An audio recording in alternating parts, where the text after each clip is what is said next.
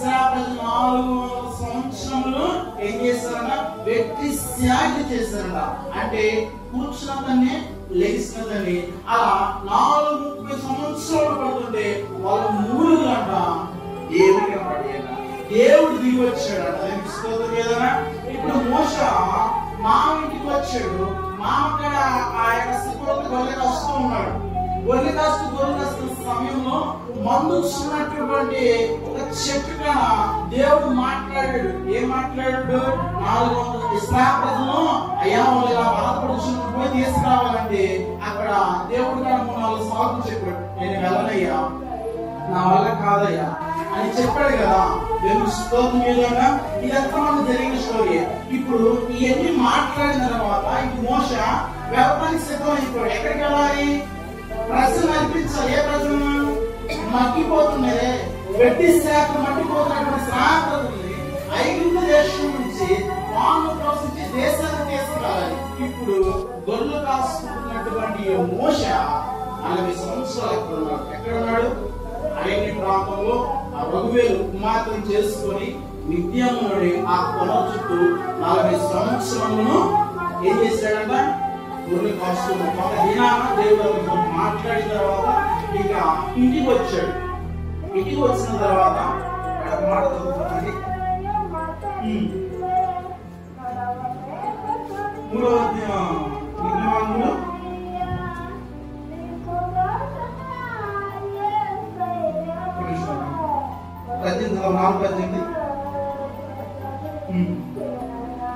తర్వాత మోషే బయలుదేరి తన మామైన యిత్రో ఎదురు తిరిగి వెళ్ళి సెలవైన యెడల నేను ఐగుప్తు నుండి నా బంధువుల ఎద్దకును మరలా పోయి వారి యొక్క సజీవులు ఉన్నారేమో చూస్తుందని అతనితో చెప్పాను. తెలుసుకోదా?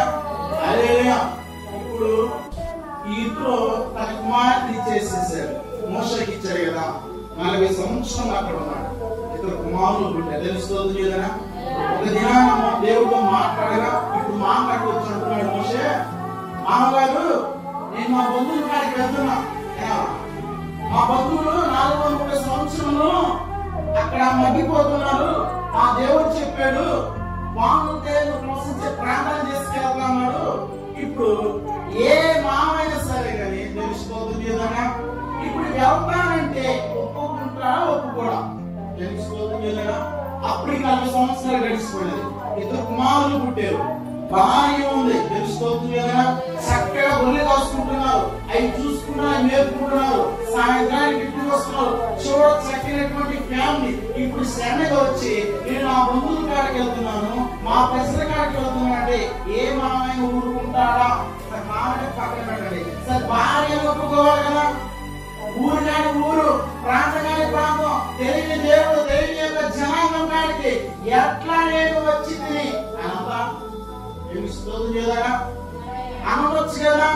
ఏ మోషే నువ్వు నా కుమార్తె కాపాడేమని నేను వివాహం తెలియజేస్తే 40 సంవత్సరాలు బాగానే ఉన్నావు కదా, కుమారులు పుట్టారు కదా, ఇక నాచ్యం అంటావేంది? ఇప్పుడు నా కుమార్తెని ఎలా బ్రతికిస్తావు, ఎలా పోషిస్తావు? ఇప్పుడు అక్కడికి వెళ్తే మళ్ళీ నువ్వు వస్తావో తెలియదు. ఆ 430 సంవత్సరం నువ్వు ఒక్కడి ఎలా తీసుకొని వస్తావు అని తన కూతురికి చెప్పి కానీ అడ్డుకోలేలా. అదే మనమైతే పెళ్లి అయిన తర్వాత కుమార్తెకి ఫోన్ చేసామా ఎలా ఉన్నామంటే కుమార్తె ఏం చెప్పింది? మా అత్త సరి చూడలేదు, మా మామ చూడలేదా అని చెబుతాం. అప్పుడు మన తల్లి ఏం చెప్పాలి? మనం ఎవరు అంట ఆ పెళ్లి 2 రోజులు 3 రోజులు అవుతుందంట. అత్తయ్య అమ్మంట. తెలుసుకోవచ్చు కదా. ఆ మాట తండ్రి చెబితే ఆ తండ్రి బుద్ధి చెప్పొద్దు. అమ్మా వివాహం చేసిన తర్వాత వారి తల్లిదండ్రులు ఇక నీ భర్త సర్వస్వము, అతని సమాధి పక్కన సమాధి ఏ రీతిగా అయ్యో తన రూతు ఎలా అంటు పెట్టుకున్నదో అలా అంటు పెట్టుకోవాలి. తెలుస్తుందిగా. ఏదో చిన్న మాట అన్నది ఏం చేసేది తెలుసుకుంటే కనికాను ఇంటికి వెళ్ళి బ్యాంకు మ్యాన్ పెట్టుకున్నావా తన పూర్తిని ఇంటికి తెచ్చుకున్నాడట. సిగ్గు లేకపోతే తెలుస్తుంది కదా. ఏదన్నా రఘువీరు అలాగే చేయొచ్చు కదా. కుమార్తె మీద ఆశ పెట్టుకున్నాడు కదా. ఇప్పుడు ఇప్పుడు నా కుమార్తె ఇంట్లోంచి పోతే 6 కుమార్తెలు ఏమైపోతారో ఆలోచించవచ్చు కదా. ఏమన్నా తెలుసా, క్షేమంగా వెళ్ళాయి అన్నాడు. తెలుస్తోంది కదా. అంటే ఒకరికి ఇచ్చి చేసిన తర్వాత అంటే కుమార్తె ఇది మాకు ఎటువంటి సంబంధము, ఇది బ్రతుకంతా మా తీర్మానం చేస్తాం కదా హాస్పిటల్ ముందు. ఎంతకాలము జీవితకాలం మనకు తెలుస్తోంది కదా. జీవితకాలంలో చేస్తున్నాం మన భర్తలతో కాకుండా. జీవితకాలంలో అతని గురించి మనం ఆలోచిస్తున్నామా, నా భర్త ఇంత కష్టపడుతున్నాడు, ఇంత త్యాగం చేస్తున్నాడే, మరి మా పిల్లల కోసం నా కోసమే కదా మనం అర్థం చేసుకో అర్థం చేసుకో. తెలుస్తోంది కదా. అడ్డుకోలేదా ఓ నీ ప్రజల కాడికి మా నాన్న బిడ్డను వస్తానండి. మా నాన్న చనిపోయిన నా 7 ఆకులు చెల్లి ఏం చూసుకుంటారు, అడ్డుకోలేదు కదా నాకు. మా నాన్న మరణిస్తే ఇలా బ్రతికే నీ జీవితం ఏంది అని ఎప్పుడు అనుకోకుండా క్షేమంగా వెళ్ళయ్యా తెలుస్తోంది ఏదైనా. ఇప్పుడు మామ పక్కన పెడతాం. ఇప్పుడు మోష సిక్కు ఈ నిర్ణయం ఎలా ఉంది చెప్పండి. తెలుస్తోంది ఏదైనా. అక్కడ ప్రజెంట్ తేవాలి ఎంతమందిని, మన పనికి వెళ్తూ 20 మందిని కూడా తీసుకెళ్ళక అలా ప్రాణం పేర్కొచ్చింది. తిరిగి మోష 20 లక్షల మంది తీసుకురావాలి.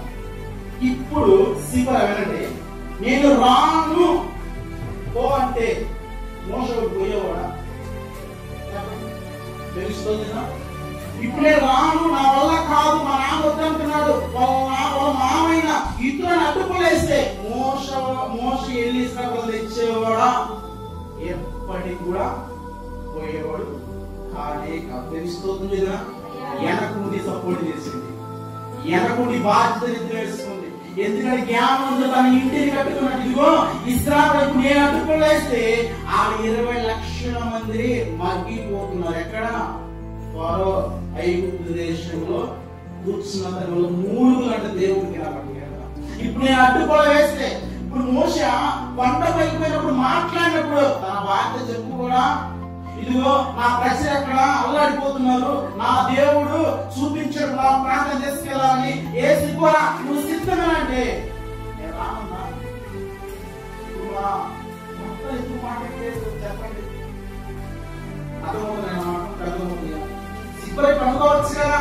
పోయినప్పుడు ఆ దేవుడు ఎవరు, ఆ ప్రజలు ఎవరు, ఆ 20 లక్షల మంది అక్కడ ఇల్లు నా కొనుక్కున్న, నేనున్నా, ఏసీలో ఫ్యాన్ ఉన్నా, నా కుమారుడు సౌకర్యంగా ఉన్నా ఉంటే వస్తా, లేకపోతే నేను రానంటే ఏమైంది వచ్చింది మోషన్ తెలుస్తుంది కదా. మన పేరు చెప్పకపోతే బాధపడతాం. సిక్కోరా చూడండి. కానీ ఎవరు భార్య తెలుసా, 20 లక్షలను ఒక నాయకుడిగా వర్ణిస్తున్నటువంటి మోషకు భారీగా అయిందండి.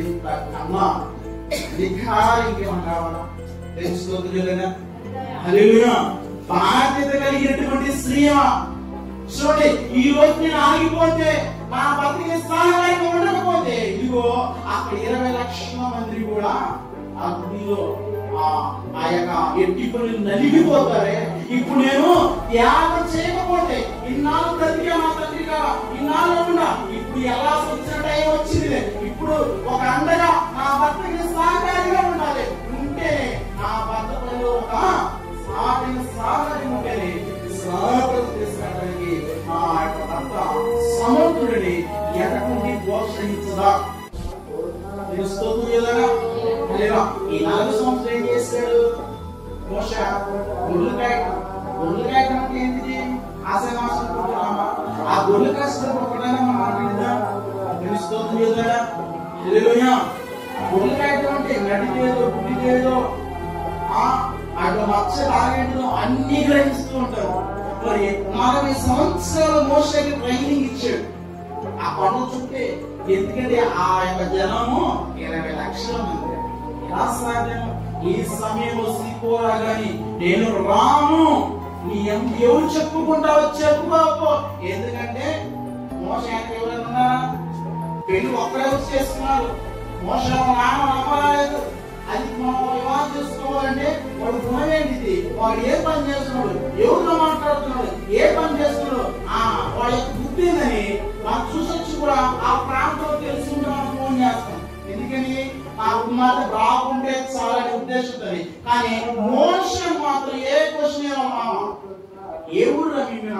గోత్రమేది, మీ ప్రాంతమేది, మీ దేవుడేది ఏమనుకున్నా ఎమ్మంటిని వివాహం చేసేసాడు.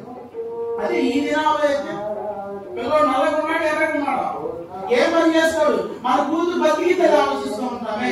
ఇప్పుడు మోషే వచ్చి మా మాట్లాడుతుండగా ఇదిగో మా దేవుడు మమ్మల్ని రమ్మంటున్నాడు, మా బతికాడికి వెళ్తున్నాను అన్నప్పుడు తన తండ్రి అయినటువంటి ఆయన ఒక మాట వచ్చు, నువ్వు పోతే ఏదన్నా మా కుమార్తె ఏడైంది, నా మనవలు కూడా ఏడే ఉంటారు, నువ్వు ఎక్కడి నుంచి వచ్చి పోతే నీకు చేద్దామంటే అలవాటు పోతారా, ఎప్పటికి పోలేదు. కానీ సిపోరా బాధ్యత కలిగినటువంటి సిపోరా ఇప్పుడు ఆగినట్టయితే మోషే అక్కడికి వెళ్ళేవాడు కాదు, ఇశ్రాయేలు ప్రజల్ని నడిపించేవాడు నాయకుడిగా కాదు. సిపోరా ఎప్పుడు అనుకో ఐగుప్తు దేశంలో సకల విద్య తెలిసినటువంటి మోషేకి పాడిన 20 లక్షల మందికి నాయకుడిగా ముందు నడిపిస్తున్నటువంటి ఒక నాయకుడిగా మోషేకి భార్య అని ఎప్పుడైనా ఊహించుకుంటుందా?